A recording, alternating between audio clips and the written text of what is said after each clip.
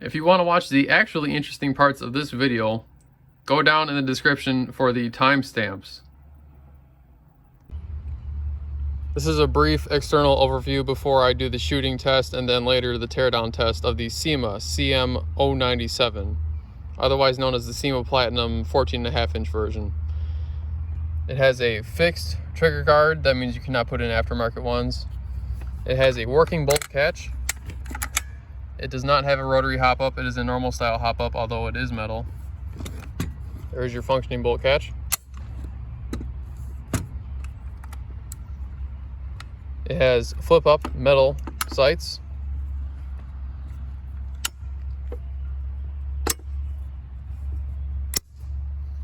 There is a steel insert. I did test this with a magnet for a quick disconnect sling. The one in the stock is aluminum, however. The orange tip is held on with a roll pin and some glue, so this should be a fairly easy removal.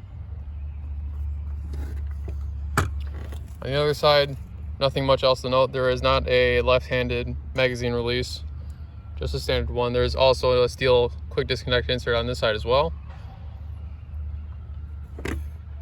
And that should be it. One thing I have noticed so far is that the barrel is not centered in the rail. Let's see if I can get that better. There you go. Just a little off center. Today I'll be testing it with the mid cap that it comes with. I do not recall the capacity. I also have a murder mag and a PTS EPM. I'll be using this 3-cell LiPo that is currently at about 12 volts. It's about 80% charged. Alright, here is the shooting test. This gun comes with Tamiya. I don't have any Tamiya batteries because my other gun's a DSG and they all run XT60. So we have Tamiya, Dean's, XT60. This battery is about 80% charged at 12 volts. Let's plug it in. Okay, it makes a little song. Let's just go ahead and give it a dry fire first to see how fast it shoots. Ooh. I like that. I have adjusted the hop up for 0.25s, although unfortunately my neighbor has turned on his stump grinder, so please bear with the sound. This is with 0.25 Vulcan Bio BBs, and the hop up is set correctly for 0.25. 347, 351, 351, 356, 355. All right, now let's see the fully automatic rate of fire. 29.6, 29.8, 30, 30.3, 30.38. Oh, we're out of BBs. This is a short clip showing that murder mags and PTS EPM magazines fit in the CM097.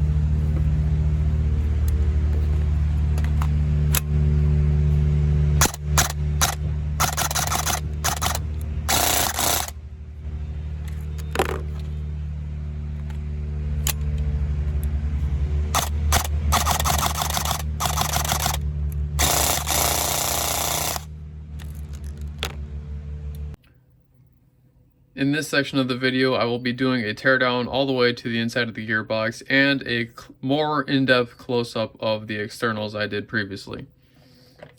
We can do that first. So you can see the painted finish of the receivers. I'm not sure if is that grease? No, that is a fault in the paint. Over here, I have not taken the stickers off yet. You can see it's definitely a painted surface on that pin there. That'll wear off. Charging handle is painted. The rail is not painted, that is an anodized finished.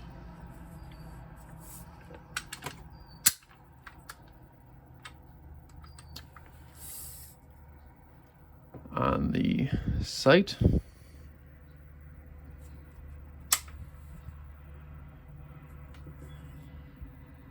the sights, at least the front sight does, share the same finish as the rail.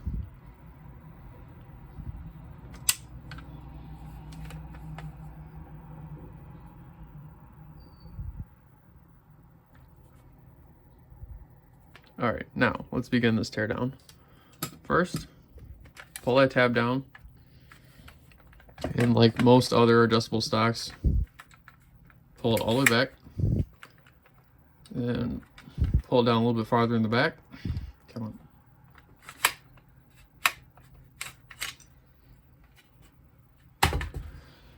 on.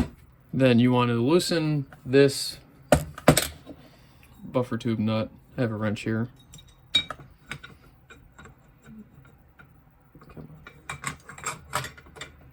on.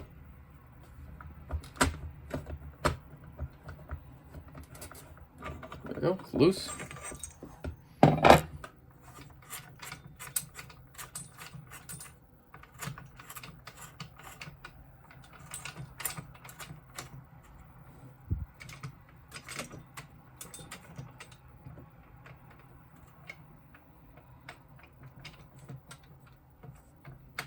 How's this come off?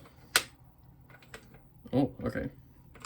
To get it off, you want to make sure it's all the way forward, and then you twist clockwise about 1/6 of a turn.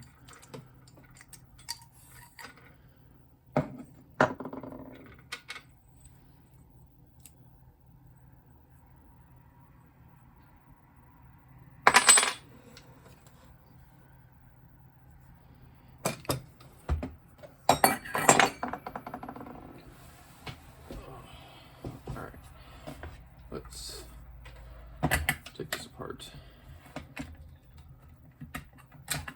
Okay, it is a captured pin.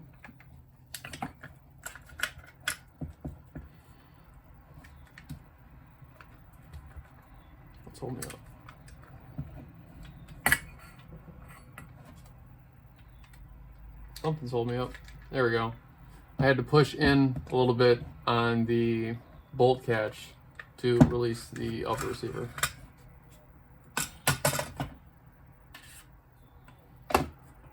Let's take a look at that hop up first.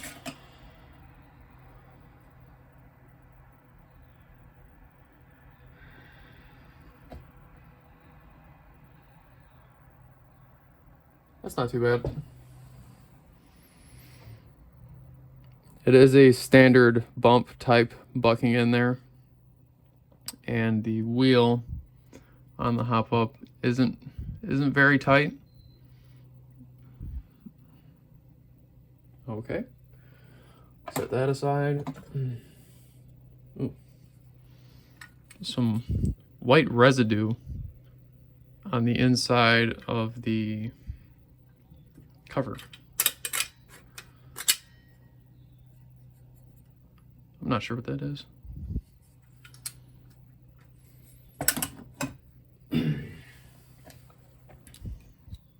They appear to some sort of grease. I'm not sure what this is. It's not. No, that's not grease.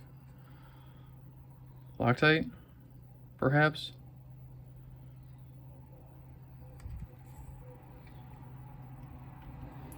On the quick chain spring guide, you can either use a 6mm hex key or a very large flathead to take out the quick chain spring guide. I will go and get the 6mm hex key for that spring that came with the gun.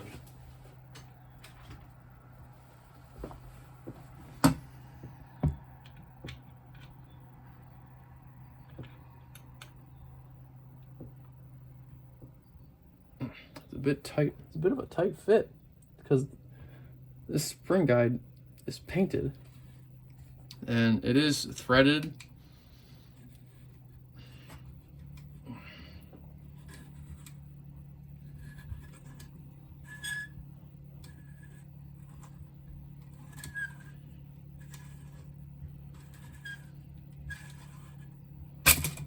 There we go.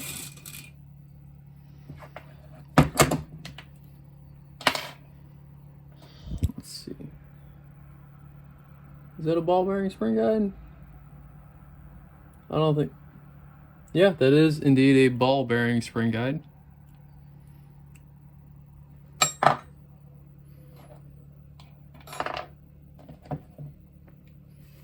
Now we can take the motor out.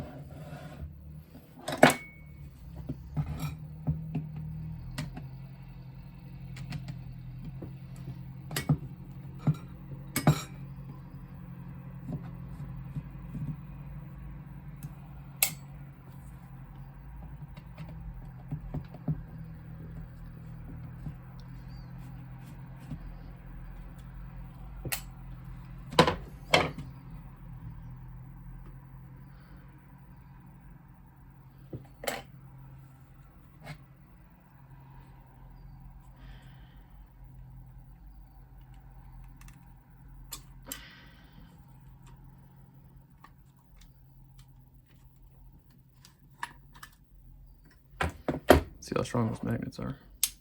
Okay. Nice strong magnets in there. How well is the motor shimmed? It's okay shimming on that motor.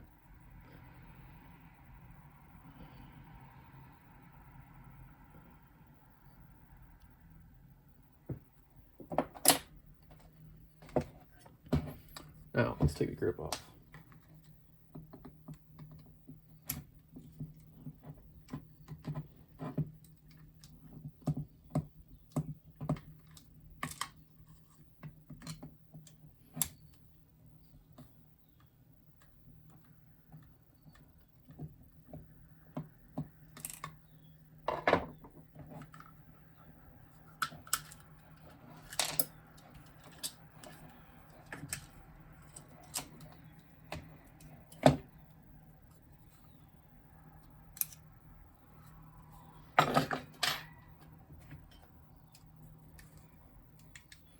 This is a T6 Torx bit for the magazine release.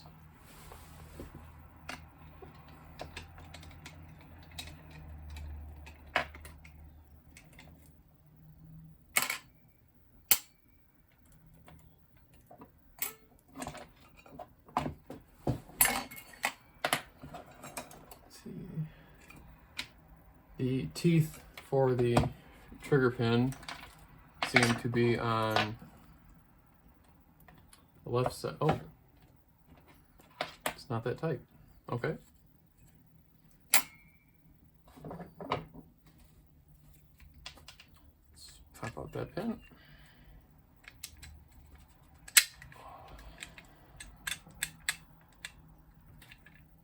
Let's hold me up.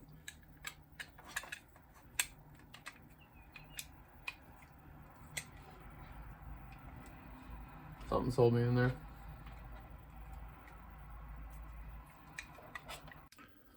Okay, I skipped all the uninteresting bits. The gearbox is out of the receiver and all of the screws have been taken out of the gearbox, so we can go ahead and pull it apart.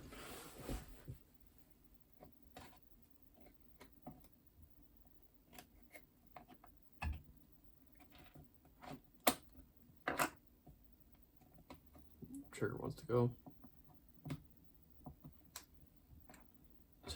Cylinder head has a bit of a tight fit on the shell. There we go.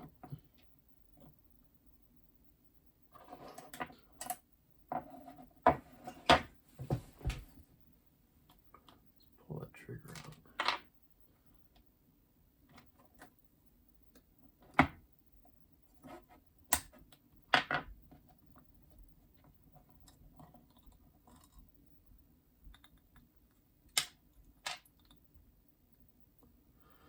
O-ring does not have a nozzle in it. Let's go ahead and check that air seal.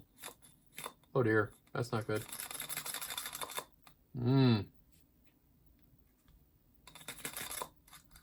Okay, that'll need work.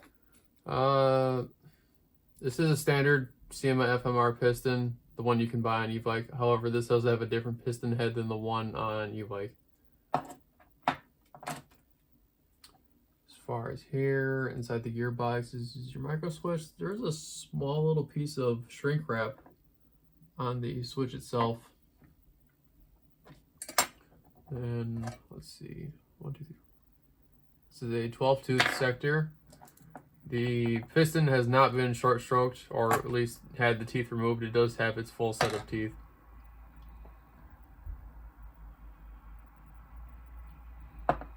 Very heavy greasing all the gears. Actually, the bevel's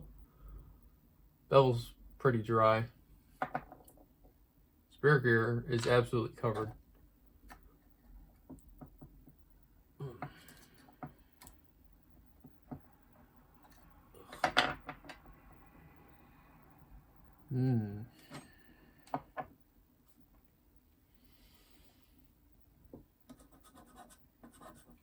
Not a lot of lubricant on the piston body itself.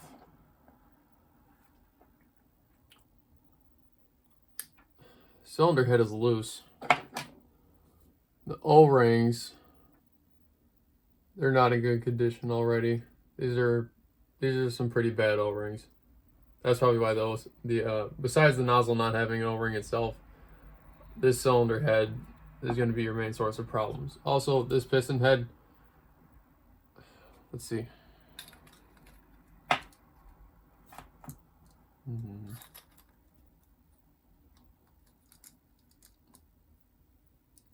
How can I hold it?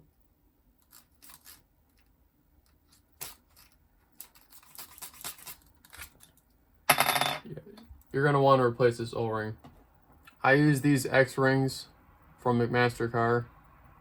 They have, well, it's an X, both on the outside and inside. There's 2 contact points instead of the one for a traditional O-ring.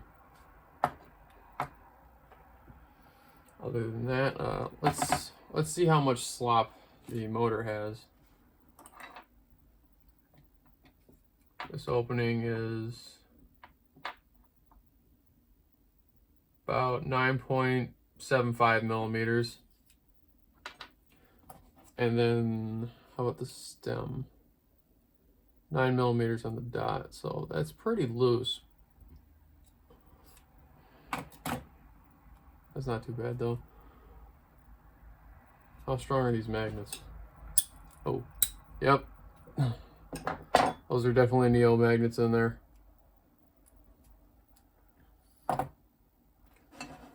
Not much else to say.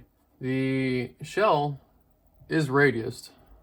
And I'm not sure what this red stuff was. If it was Loctite, it certainly wasn't like actual Loctite brand, because these screws did not give me any resistance. Let's get a close-up of that MOSFET. There will be pictures of just about everything in an Immigrant album in the description.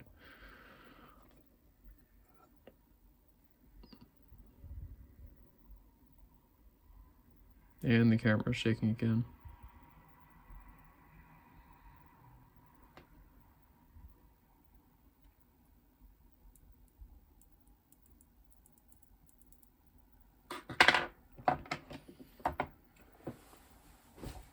And that concludes my teardown and review of the CYMA CM097.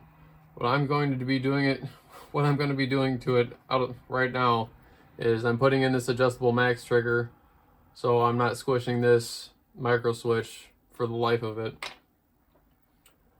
I'll probably change out, it is a standard bump type bucking in that hop-up. I'm going to be putting a PDIW hold in it. Barrel is fine, the hop-up is adequate.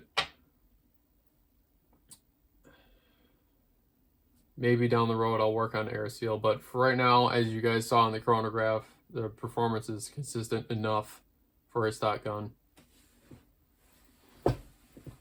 9 out of 10, I'm very happy.